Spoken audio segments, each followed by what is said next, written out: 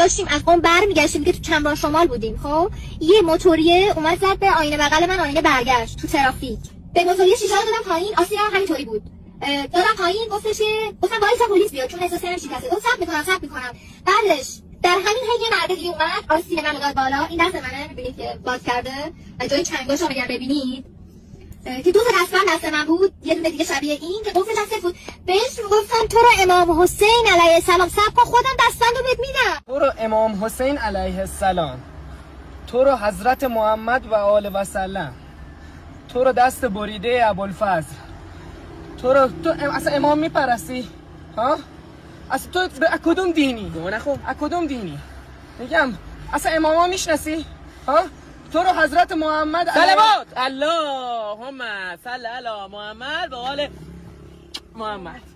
بله دوستان دیدین این حرومزاده اصلا اعتقاد نداشت.